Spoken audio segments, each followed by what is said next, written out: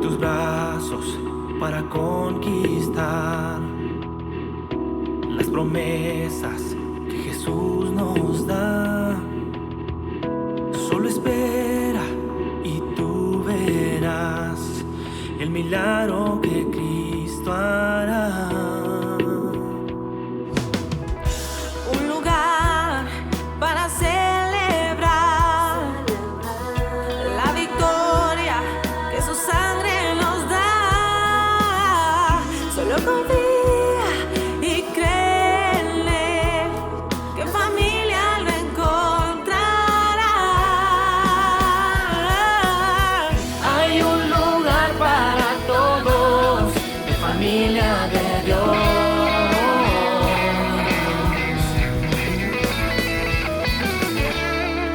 Familia de Dios.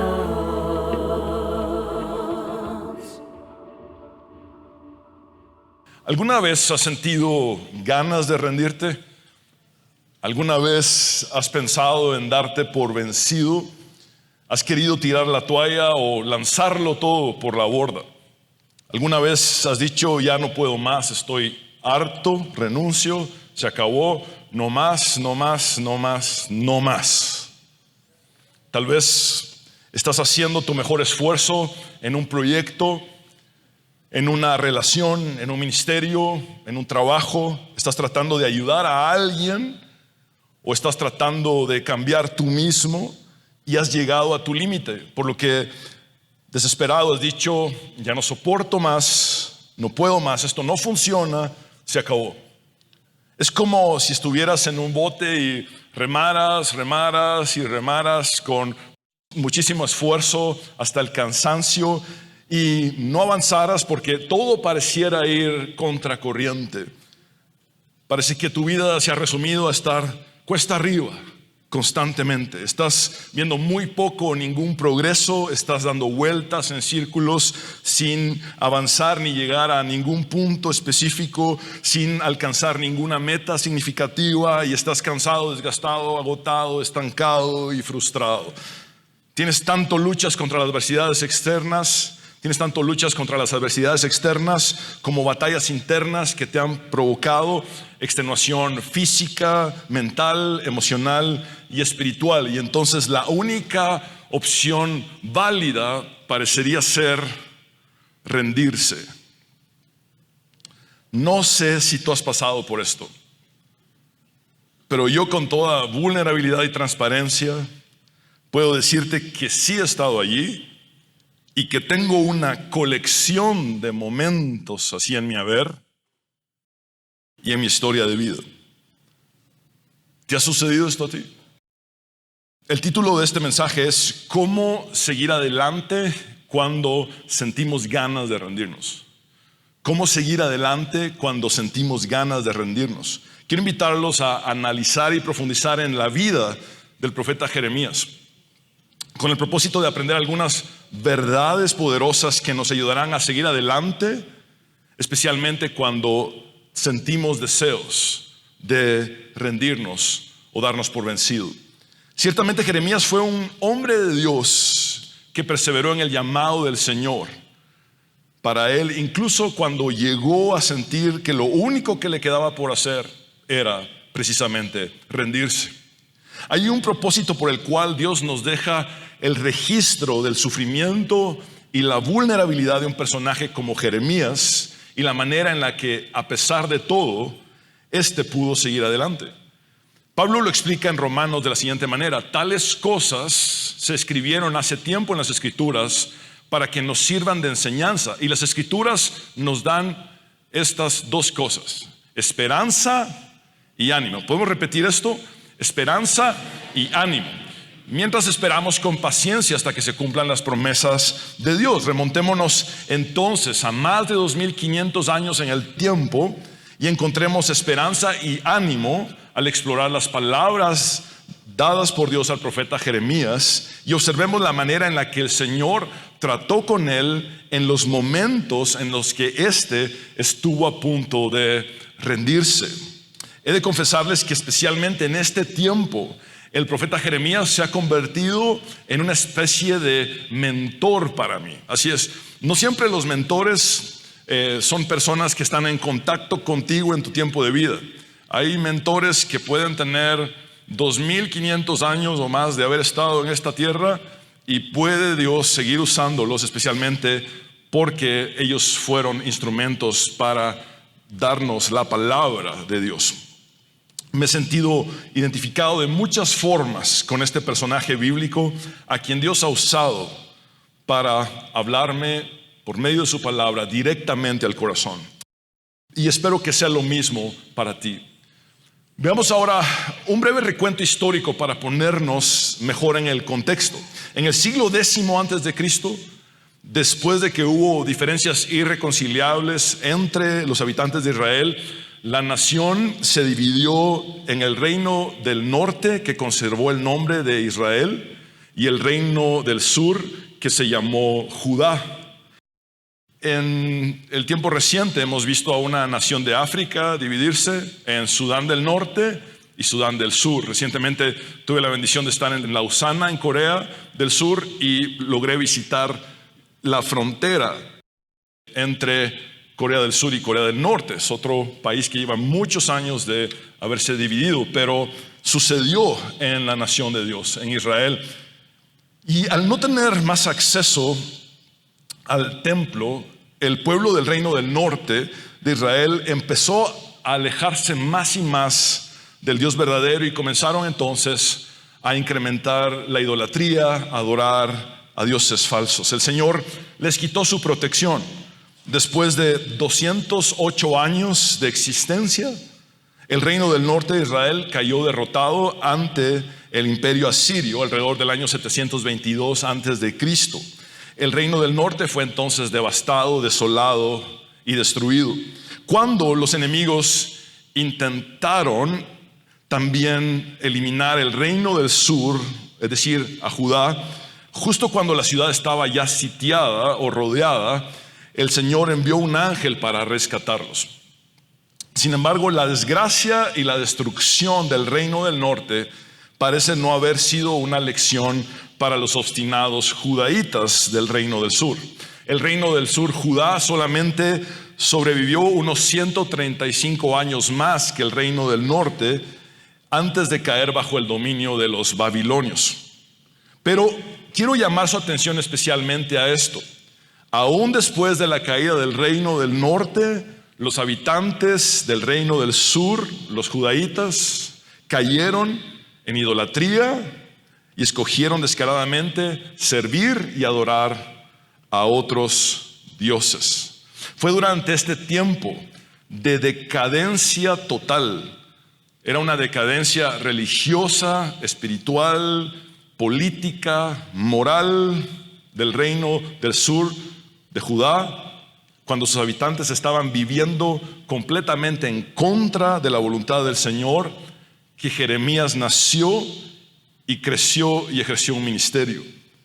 Por cierto, su padre era sacerdote, así que Jeremías era una especie de lo que en la actualidad llamaríamos hijo de pastor, que creció a unos 5 kilómetros de Jerusalén. En la primera sección de este mensaje quiero invitarlos a que exploremos las razones por las que Jeremías llegó a considerar rendirse. Y en la segunda sección veremos cuáles fueron las claves de Jeremías para seguir adelante a pesar de tener tantos deseos o motivos para rendirse. Es más que evidente que la primera razón que provocó en Jeremías el deseo de rendirse es esta: la gente.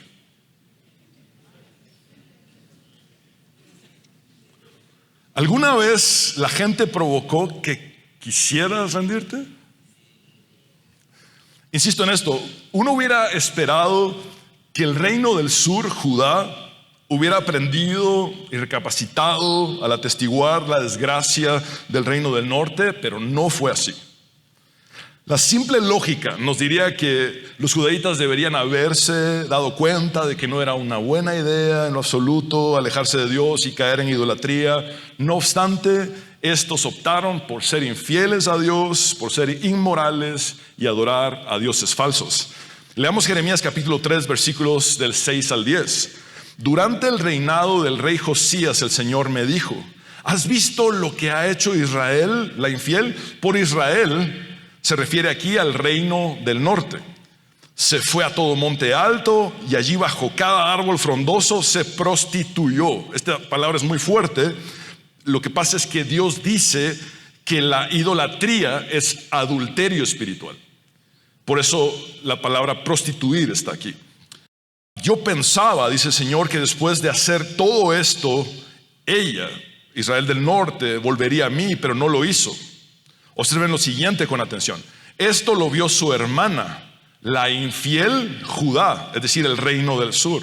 Y vio también que yo despedí al apóstata Israel, al reino del norte, y que le había dado carta de divorcio por todos los adulterios que había cometido, es decir, por su idolatría e infidelidades. No obstante, su hermana, la infiel Judá en el sur, no tuvo ningún temor, sino que también ella se prostituyó, es decir, cayó en lo mismo. Como Israel en el norte no tuvo ningún reparo en prostituirse, contaminó la tierra y cometió adulterio al adorar ídolos de piedra y de madera. A pesar de todo esto, su hermana, la infiel Judá en el sur, no se volvió a mí de todo corazón, sino que, ojo con esto, solo fingió hacerlo, afirma el Señor. Quiero llamar su atención a la manera en la que Dios, por medio del profeta, resalta la hipocresía descarada de los habitantes del reino de Sur, Judá, que no solamente fingieron que volvieron al Señor, sino que además su fingimiento llegó a esto: hemos vuelto al Señor de todo corazón, cuando lo cierto era que sus corazones estaban completamente alejados de Dios. En medio de todo este desastre, ¿hubo alguna diferencia entre los habitantes del reino del norte y los habitantes del reino del sur? ¿Qué piensan ustedes? Es una pregunta. Vamos a responderla bíblicamente, pero ¿qué piensan? ¿Hubo alguna diferencia entre los habitantes del reino del norte y los habitantes del reino del sur? La respuesta es sí. El Señor dice que el reino del norte fue más honesto al no fingir su idolatría y apostasía, mientras que el reino del sur, Judá, fue peor al fingir fidelidad a Dios, cuando lo cierto es que fueron una partida de infieles, idólatras e inmorales. Leamos nuevamente el versículo 10 y extendámonos al 11 para percibir el contraste entre ambos reinos y comprender que la gente del sur con la que Jeremías lidió fue peor que la gente del norte. Dios dice por medio del profeta: a pesar de todo esto, su hermana, la infiel Judá en el sur, no se volvió a mí de todo corazón, sino que solo fingió hacerlo, afirma el Señor. El Señor me dijo: la apóstata Israel del norte ha resultado ser más justa que la infiel Judá. Es decir, para Dios era más aceptable lo que había pasado en el norte que lo que estaba pasando en el sur. El sur era el centro religioso de Israel. Allí estaba Jerusalén, el templo, los sacerdotes, los levitas. Y el Señor dice: la peor gente es precisamente esa, la gente religiosa que finge. ¿Cuánta razón tiene C.S. Lewis al expresar que de todos los hombres malos, los malos religiosos son los peores? Es lo mismo que dice Dios por medio de Jeremías. De todos los hombres malos, pensemos en todos los hombres malos: criminales, asesinos, ladrones, corruptos. De todos los hombres malos, los peores son los malos religiosos. Esto es muy fuerte. Bíblicamente, la peor gente delante del Señor es la que finge piedad, la que finge fidelidad a Dios y espiritualidad, pero su corazón está lleno de idolatría. ¿Recuerdan la frase de Octavius Winslow que les he compartido tantas veces? De todos los ídolos, el ser humano descubre que es su propio ego el más difícil de abandonar.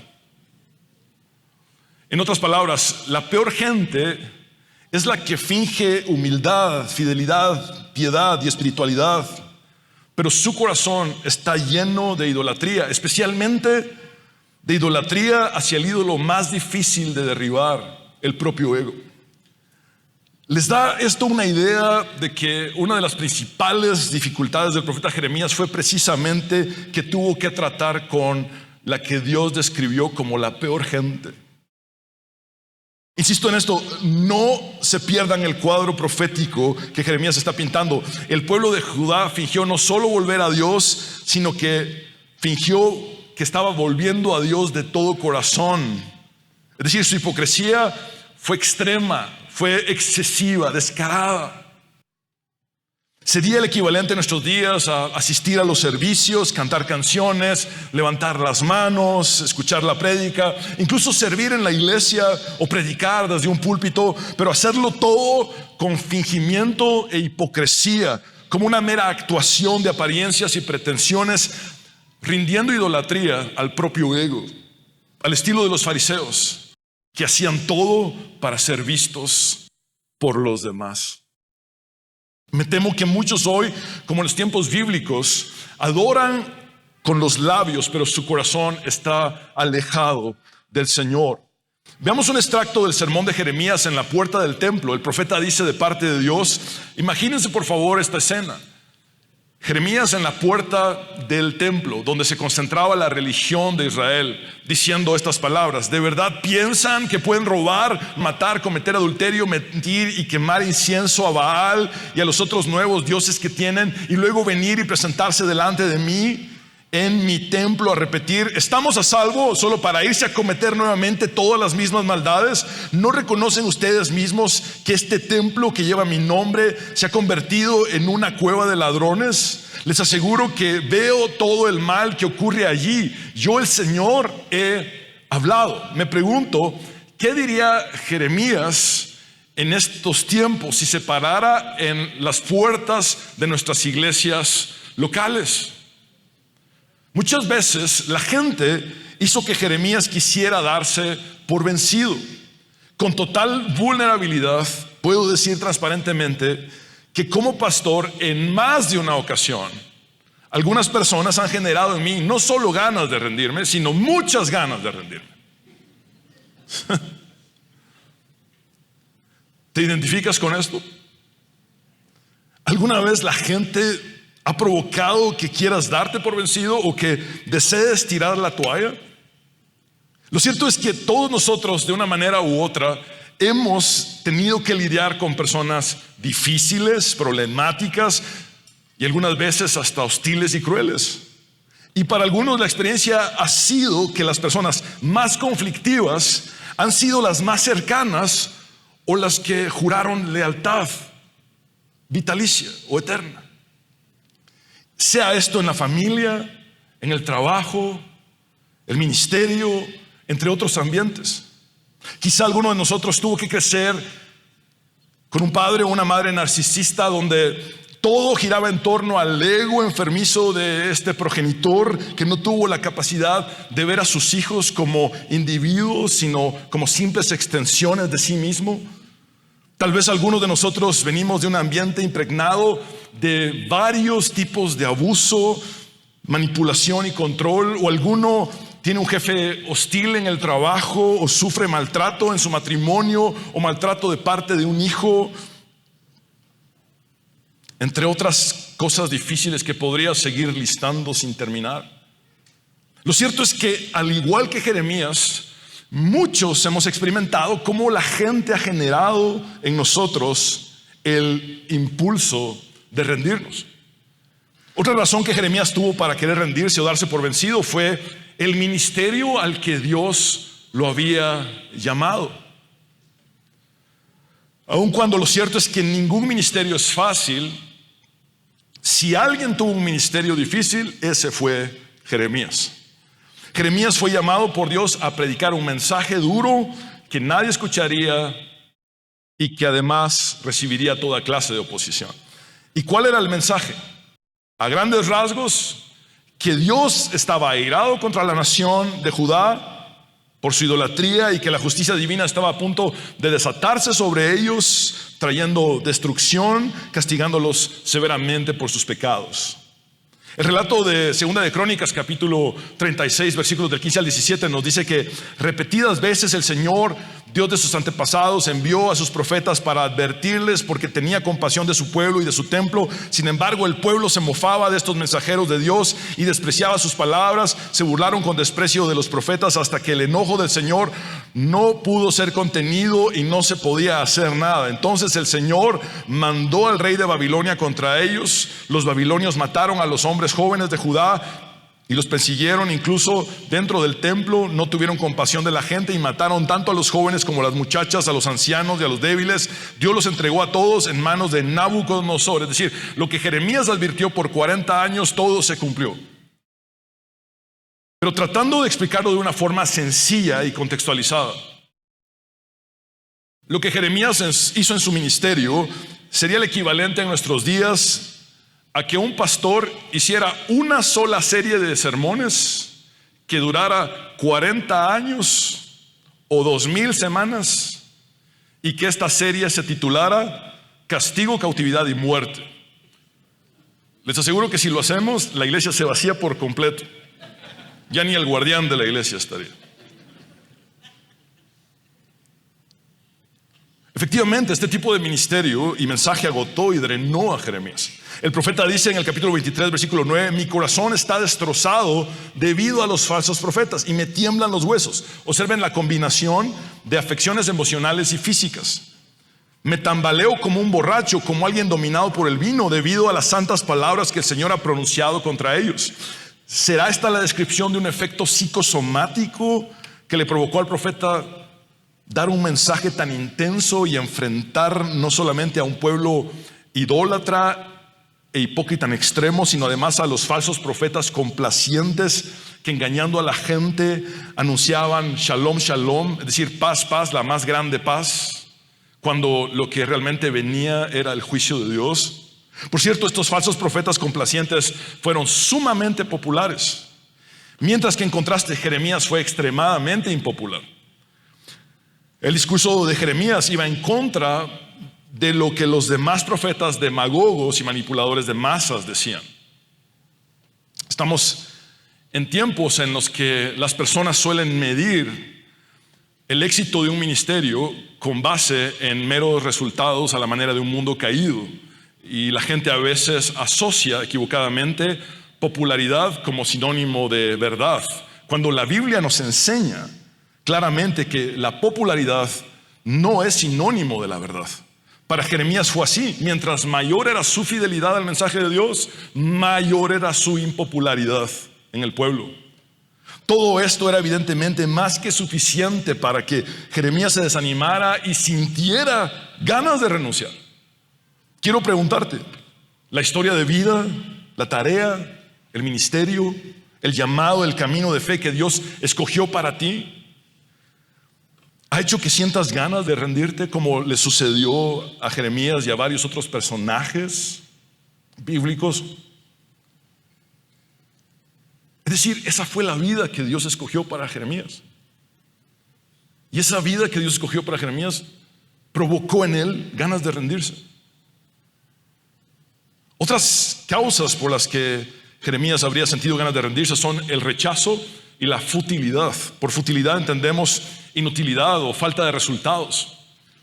Comprendamos esto: Jeremías predicó con todo su corazón y esfuerzo y prácticamente nadie lo escuchó. No tuvo ningún impacto, no cambió vidas, no daba reportes de grandes conversiones. Veamos el siguiente pasaje que habla de los nulos resultados que obtuvo Jeremías en su momento. Esto dice el Señor: deténganse en el cruce y miren a su alrededor, pregunten por el camino antiguo, la senda antigua, el camino justo, y anden en él. Vayan por esa senda y encontrarán descanso para el alma. Pero ustedes responden: no, ese no es el camino que queremos. Puse centinelas sobre ustedes que dijeron: estén atentos al sonido de alarma. Pero ustedes respondieron: no prestaremos atención. Las dos respuestas del pueblo al mensaje de Jeremías fueron estas: No, ese no es el camino que queremos y no prestaremos atención. Pero como si esto fuera poco, Jeremías se encontraba en una especie de sándwich entre el no del pueblo a su mensaje y el no de Dios a sus oraciones. A donde él volteara a ver, todo era no. Miren, tienen que arrepentirse, viene el juicio. No queremos oír nada. Señor, por favor, salva a estos, toca sus corazones. No. Y este es Dios hablando: Jeremías, no ores más por este pueblo, no llores ni pidas por ellos, porque yo no los escucharé cuando clamen a mí en su angustia. El rechazo total y la futilidad son suficientes para hacer que incluso la persona más fuerte se quiebre y quiera rendirse. Lo cierto es que muchos de nosotros acarreamos heridas profundas de rechazo, abandono y fracaso, al igual que Jeremías, y hemos sentido ganas de rendirnos. Otro factor más fue la soledad. La soledad también provocó en Jeremías deseos de darse por vencido. De hecho, esta soledad fue prolongada y crónica. Si alguien llegó a necesitar una esposa comprensiva, ese habría sido Jeremías. Sin embargo, Dios le ordenó que no se casara y por consiguiente que no tuviera hijos ni una familia. Vemos en el capítulo 16, versículo 2, que Dios le dice a Jeremías: no te cases ni tengas hijos ni hijas en este lugar. Era hombre. Seguramente estaba enamorado de alguien, le gustaba a alguien. Y el mandato de Dios es: no, quédate así. El estilo de vida de Jeremías debía coincidir con su mensaje. Si Jeremías se hubiese casado y tenido hijos, esto hubiera sido incoherente con su anuncio de que pronto Jerusalén sería destruida y arrasada por los babilonios. Y por esa misma razón, Jeremías vivió en aislamiento. El aislamiento es muy duro, porque no fue solo un aislamiento de no tener una esposa o de no tener hijos, sino que su aislamiento fue total.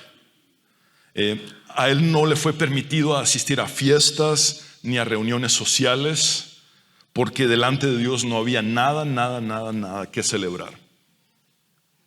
La soledad de Jeremías, como ya se los he dicho, fue total, prolongada y crónica. Divisan el panorama: durante más de 40 años de ministerio, Jeremías estuvo completamente solo, predicando un mensaje al que nadie quería prestar atención, a un pueblo que no lo escucharía, mientras otros falsos profetas eran sumamente aplaudidos y populares. ¿Alguna vez te has sentido completamente solo?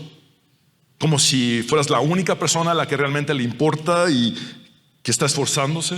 De ser así, ¿te ha generado dicha soledad ganas de rendirte? Otro motivo por el que Jeremías habría deseado darse por vencido fueron las dificultades acumulativas que solamente parecían ir en aumento. Llovía sobre mojado y volvía a llover sobre mojado y volvía a llover sobre mojado. Las dificultades sin tregua fueron parte de su vida. A continuación les presento algunos ejemplos de un listado que realmente es muy breve como para tener todo el panorama, pero por lo menos les listo lo siguiente de las dificultades de Jeremías. Los hombres de su ciudad natal conspiraron contra él. Lo llevaron a juicio por su vida. Lo azotaron y lo pusieron en el cepo público para que la gente se burlara de él. Ese cepo público era un instrumento de inmovilización donde ponían sus piernas, sus brazos y su cabeza en este objeto para que él no pudiera moverse, pero lo hacían cerca del templo para que todos los que fueran al templo vieran al supuesto, y digo supuesto entre comillas porque él sí era profeta de Dios, pero lo señalaban de ser falso, mientras que a los falsos se les decía que eran los verdaderos porque complacían a la gente. La gente pasaba al verlo en el cepo inmovilizado y se burlaban de él. Ahora, también fue atacado por los falsos profetas que hablaban un mensaje fraudulento. Su primer escrito de la palabra de Dios fue quemado por el mismo rey, porque no le gustaban los políticos tampoco. Fue arrestado y acusado de traición. Lo arrastraron desde su celda y lo bajaron con cuerdas a un pozo vacío en el patio de la prisión. No había agua en este pozo, pero sí había una gruesa capa de lodo, y Jeremías se hundió profundamente allí. Evidentemente Jeremías tenía muchísimas razones para darse por vencido, para rendirse, para tirar la toalla o lanzarlo todo por la borda. Varios de nosotros, si no es que todos, hemos experimentado problemas con la gente, la difícil tarea o ministerio o la historia de vida que Dios ha escogido para nosotros, el rechazo y la futilidad, la soledad crónica y las dificultades acumulativas que solo van en aumento. ¿Sabían ustedes que los eruditos bíblicos a menudo llaman a este profeta como el profeta llorón? Me pregunto si esos eruditos bíblicos pasaran por lo mismo, si ellos no llorarían también. Este es el desahogo de un hombre de Dios, cansado, desgastado y solitario, que dice: si tan solo mi cabeza fuera una laguna y mis ojos una fuente de lágrimas, lloraría día y noche por mi pueblo que ha sido masacrado. ¿Ven la metáfora que su dolor le lleva a hacer? Quisiera que mi cabeza fuera una laguna con suficiente agua para que mis ojos fueran una fuente de lágrimas. Al parecer Jeremías lloró hasta el punto tal que las lágrimas le fueron insuficientes, no le alcanzaron las lágrimas para expresar su quebrantamiento. En efecto, Jeremías tuvo muchas razones para pensar en rendirse. En el capítulo 15, versículos del 15 al 18, el profeta expresa: luego dije, Señor, tú sabes lo que me sucede. Por favor, ayúdame, castiga a mis perseguidores. Por favor, dame más tiempo, no dejes que muera joven. Es por tu causa que sufro. Cuando descubrí tus palabras, las devoré. Son mi gozo y la delicia de mi corazón, porque yo llevo tu nombre. Oh Señor, Dios de los ejércitos celestiales, nunca me uní a la gente en sus alegres banquetes. Es decir, nunca tuve vida social, Señor. Me senté a solas porque tu mano estaba sobre mí y me llené de indignación ante sus pecados. ¿Por qué entonces continúa mi sufrimiento? ¿Por qué es incurable mi herida? Tu ayuda parece ser tan incierta como el arroyo estacional, como un manantial que se ha secado. Para Jeremías, su herida era tan profunda que parecía que ni siquiera Dios tenía el poder de sanarla. En su realidad, como él lo sentía. Y quiero dedicar esta prédica a todos aquellos que tienen una herida interna que se percibe como incurable, como si fuera hasta imposible para Dios de sanar, y que por el dolor intenso y permanente que sienten tienen ganas de rendirse o darse por vencidos, o quizá ya lo hayan hecho. Para Jeremías todo esto llegó al punto de desear nunca haber nacido, de desear no haber existido jamás y tampoco seguir existiendo. Unos 5 capítulos más adelante, el profeta de Dios dice: maldigo el día en que nací, que nadie celebre el día de mi nacimiento. ¿Por qué habré nacido? Mi vida entera se ha llenado de dificultades, de dolor y de vergüenza. Aquí habla exactamente al estilo de Job. En los momentos en los que tocó fondo, Jeremías se hundió en el despropósito y tuvo pensamientos que rayaron en el suicidio. En su perspectiva distorsionada, era mejor morir que seguir viviendo. Era mejor dejar de existir que seguir existiendo. Date cuenta de algo importante. En tu dolor, tus heridas, pérdidas y sufrimientos, en tus ganas de rendirte y darte por vencido, no estás tan solo como pensabas, ni eres tan único como creías.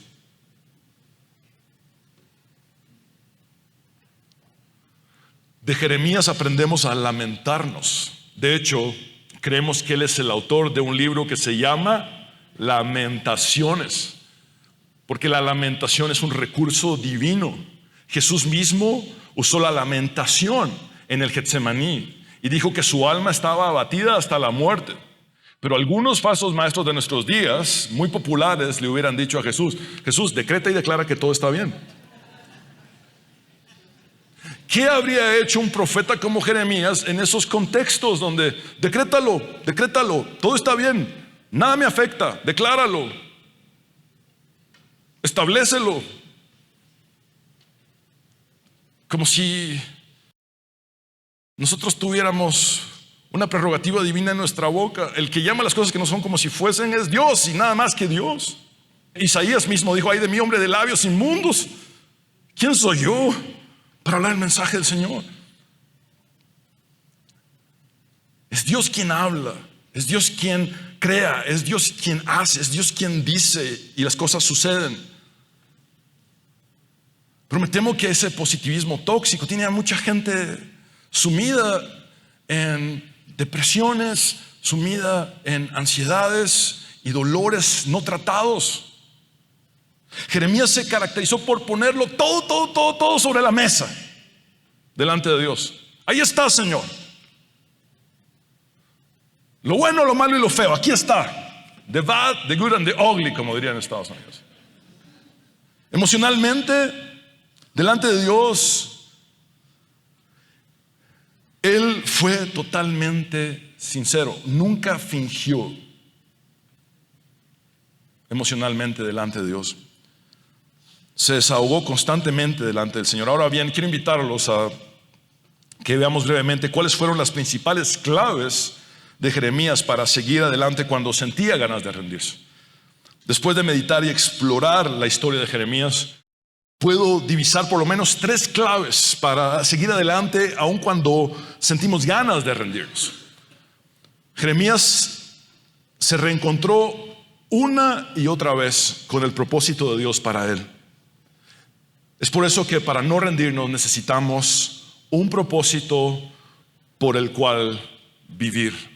Un propósito por el cual vivir. En su libro Una vida con propósito, Rick Warren dice: nada importa más que conocer los propósitos de Dios para tu vida, y nada puede compensar el no conocerlos, ni el éxito, la riqueza, la fama o el placer. Sin un propósito, la vida es movimiento sin sentido, actividad sin dirección y evento sin razón. Sin un propósito, la vida es trivial, mezquina y sin sentido. Cuando la vida tiene sentido, puedes soportar casi cualquier cosa.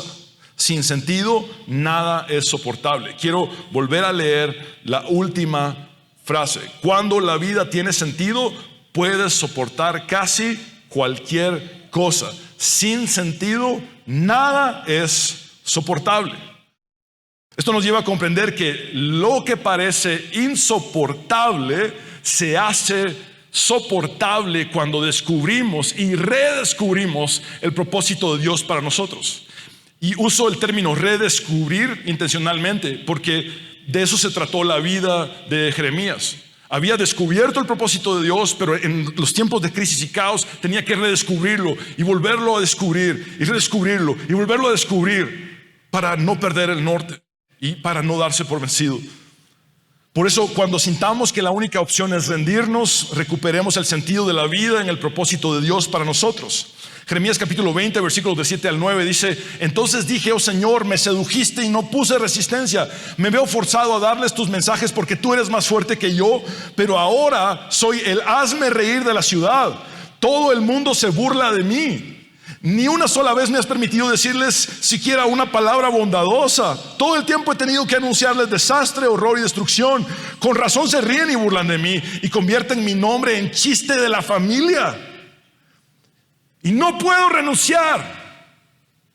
Este es el equivalente a decir: no puedo rendirme, no puedo darme por vencido, no puedo tirar la toalla, no puedo lanzarlo todo por la borda. Porque, ¿saben por qué lo dice? Porque ya lo había querido hacer.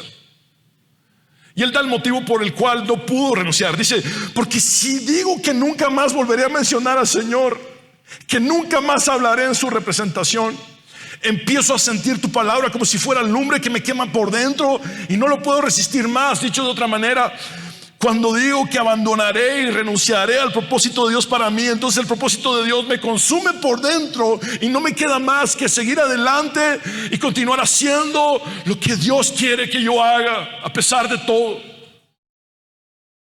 en la lucha constante entre el despropósito y el propósito, el despropósito y el propósito.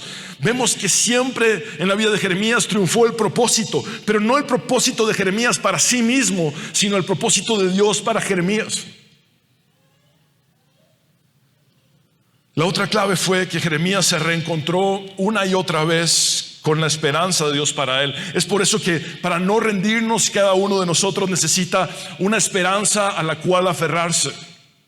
Permítanme compartir con ustedes un experimento científico que ilustra el poder de la esperanza por medio de la conducta de unas ratas de laboratorio.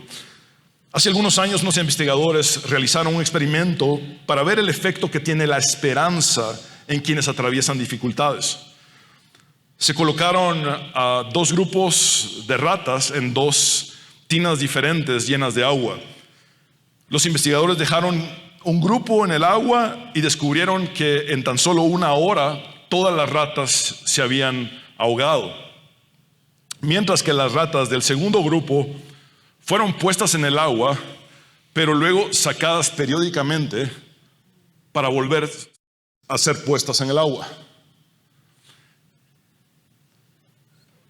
Cuando eso sucedió, este segundo grupo de ratas logró nadar durante más de 24 horas. ¿Por qué? No porque se les diera un descanso significativo, sino porque de repente tuvieron esperanza. Esos animales creían que si podían mantenerse a flote otro poquito más, alguien llegaría y los rescataría por otro momento, aunque después los volviera a poner en el agua. Por eso el segundo grupo de ratas resistió más de 20 veces más que el primer grupo de ratas. Entendamos esto. Jeremías tenía esperanza porque, al igual que nuestros pequeños amiguitos roedores que seguían nadando y resistiendo más allá de sus fuerzas con la esperanza de en algún momento va a volver alguien a sacarme de aquí, el profeta confiaba en que alguien, ese alguien, Dios,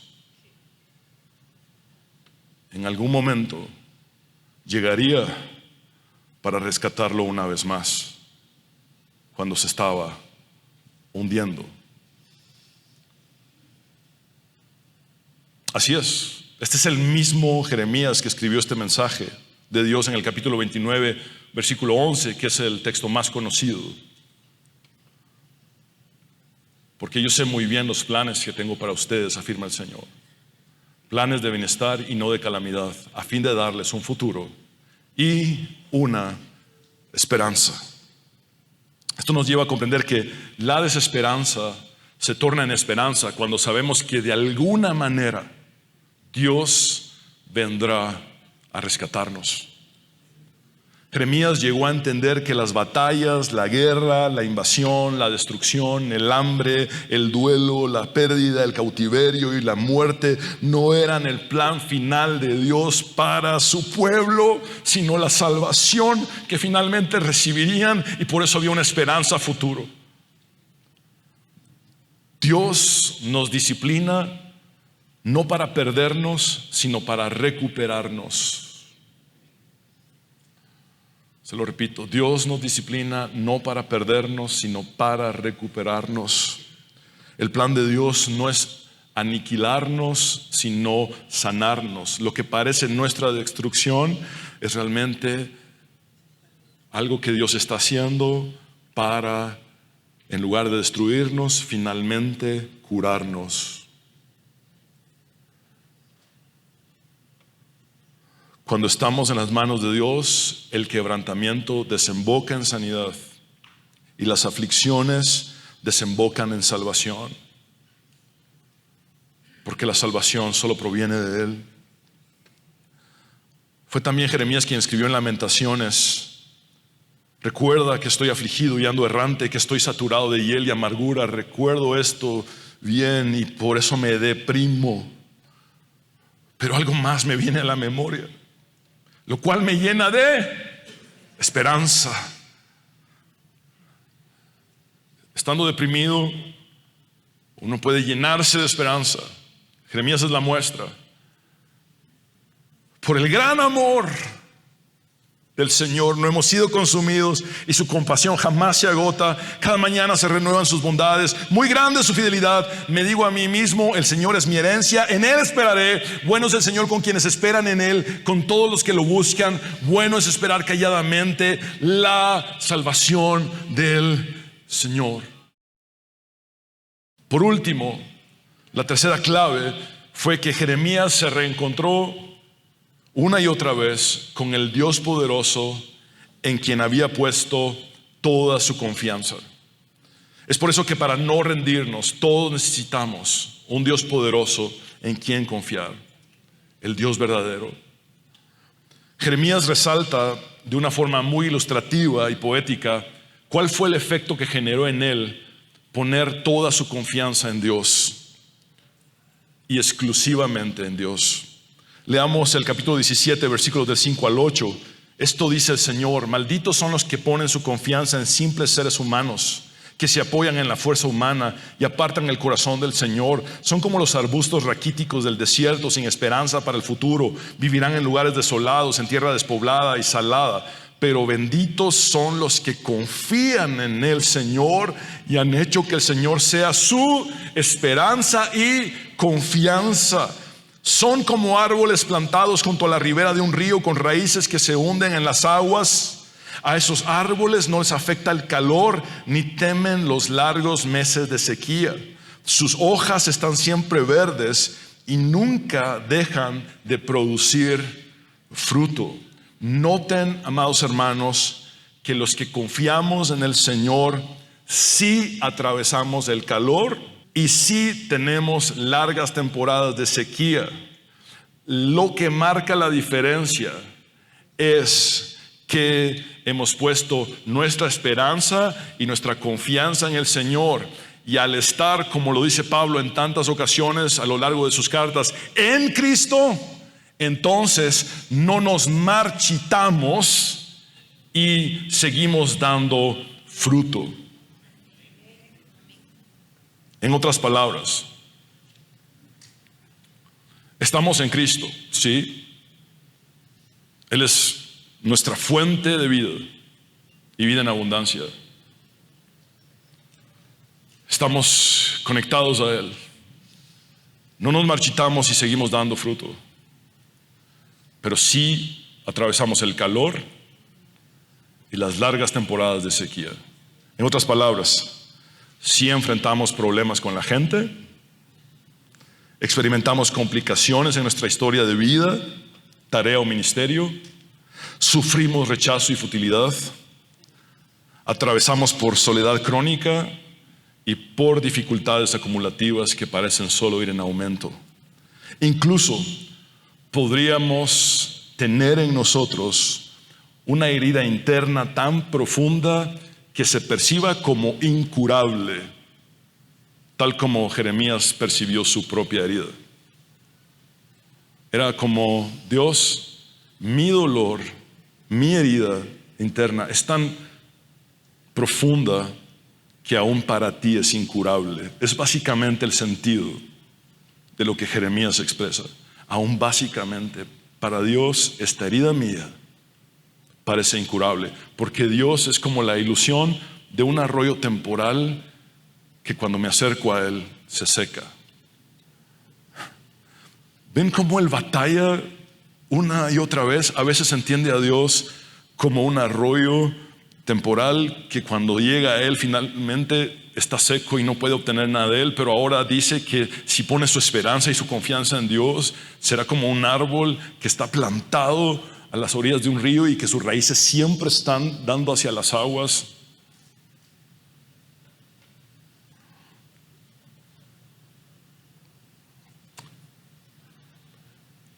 Ese Jeremías que le dijo a Dios: mi herida es incurable, y tenía sentido decir: mi herida es incurable aún para ti. Tú, Dios, eres grande, pero mi herida es muy grande, es incurable. tú no la has sanado y no pareciera que la vas a sanar. Pero ese mismo Jeremías también escribió que no hay nada imposible para Dios, que no hay nada que sea difícil para Dios. Cuando sentimos deseos de rendirnos, por cuanto hemos puesto nuestra esperanza y confianza en el Dios Todopoderoso, no nos damos por vencidos y seguimos adelante, porque este mismo Dios poderoso nos sostiene y tiene cuidado de nosotros. Por eso sé que hay muchos motivos, que hay muchas razones por las cuales tanto tú como yo hemos sentido ganas de rendirnos. Pero también debemos recordar que rendirnos en el plan de Dios no es una opción. Que sus planes son de bien y no de mal, para darnos un futuro y una esperanza. Si sientes ganas de rendirte, recuerda que tienes un propósito por el cual vivir, una esperanza a la cual aferrarte y un Dios poderoso en quien confiar. Lo repito, un propósito por el cual vivir, una esperanza a la que aferrarte y un Dios poderoso en quien confiar. Quisiera invitarte a que nos pongamos de pie. Vamos a orar. Señor, te damos gracias por tu palabra, que es viva y eficaz y más cortante que toda espada de dos filos. Señor, tu palabra es verdad. Señor, ¿a quién iremos si solo tú tienes palabras de vida eterna? Señor, gracias por mostrarnos a través de la biografía de Jeremías y cómo tú trataste y obraste en su vida, que aun cuando sentimos ganas o deseos de rendirnos, tú nos sostienes misericordiosamente. Señor,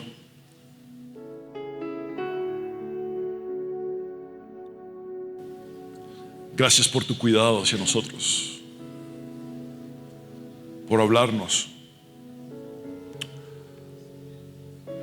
Señor, hoy oro por mis hermanos, porque seguramente al igual que yo están enfrentando problemas con la gente. Tal vez esos problemas con personas son con los más cercanos. Quizá problemas entre esposos, un matrimonio en el que pareciera que la única opción es rendirse, o problemas entre padres e hijos, donde pareciera que también la única opción es rendirse. Señor, sea cual sea la situación relacional, trae restauración. Y también oro por mis hermanos que experimentan complicaciones en su historia de vida, en la tarea o el ministerio que les has dado. Señor, nadie dijo que sería fácil. Tú mismo dijiste que en el mundo tendríamos aflicción, pero que podríamos confiar en ti porque has vencido al mundo. Señor,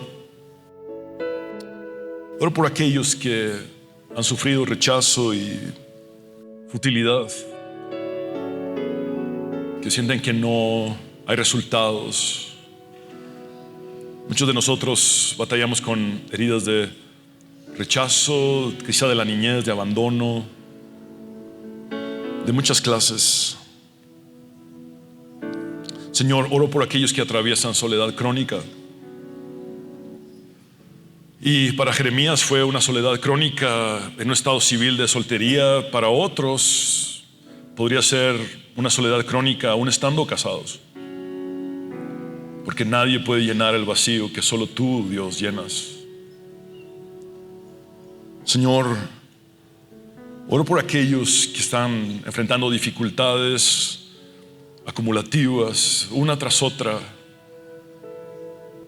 que solamente van en aumento, para aquellos que reman y todo es contracorriente, o que caminan y todo es cuesta arriba. Señor, oro por ellos, para que aún en medio de sus deseos intensos de rendirse, tú les des fuerzas, Señor. Fortalécelos. Permíteles, Dios, reencontrar su propósito en ti. Que puedan reencontrar el motivo de su existencia en ti, Señor. Si hay alguien en depresión o con pensamientos suicidas o con falta de propósito y de sentido en la vida, Señor, que pueda encontrar nuevamente que la razón de su existencia eres tú. Eres tú, dador de la vida y vida en abundancia. Señor, que podamos también recuperar esa esperanza a la cual aferrarnos, esa esperanza que el autor de Hebreos define como el ancla del alma. Nuestra alma está anclada al cielo. Nuestra alma no está anclada en nada que este mundo ofrezca. Nuestra alma está anclada en las profundidades del cielo. Señor, también hoy recordamos quién eres tú y lo que tú eres capaz de hacer. Tú eres el Dios todopoderoso. Y cuando venimos ante ti con una herida que parece incurable hasta para el mismo Dios todopoderoso, tú nos muestras que no hay nada imposible para ti. Envías tu palabra y nos sanas. Por eso, Señor, hoy te decimos que ponemos nuevamente toda nuestra confianza solamente en ti, Señor. Solamente en ti. Por eso, Señor, venga lo que venga, pase lo que pase, aún en medio de nuestros deseos de rendirnos, seguiremos adelante, porque tú permaneces fiel, porque tú nos has sostenido y nos seguirás sosteniendo. A ti sea la gloria, Padre, Hijo y Espíritu Santo. Quiero hablar contigo, hombre y mujer, que necesitas entregar tu vida a Jesús. Haz esta oración de fe conmigo. Une tu corazón creyendo y tus labios confesando y di: Señor Jesús, me entrego a ti.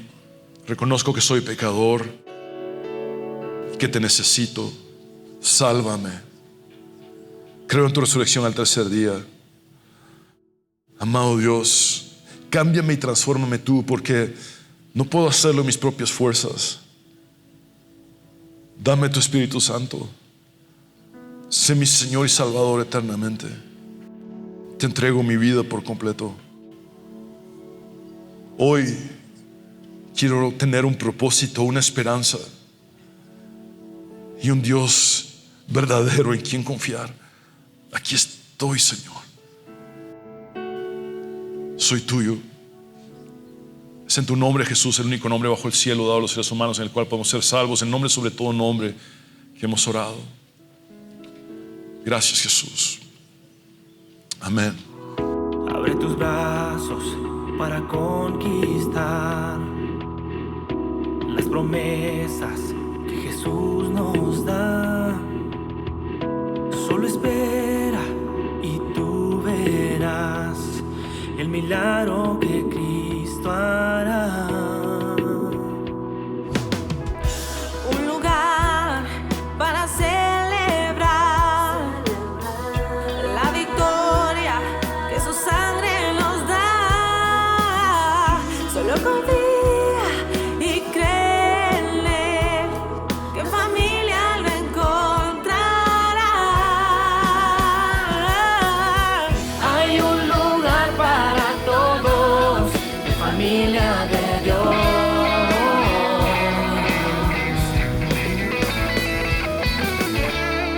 En familia de Dios.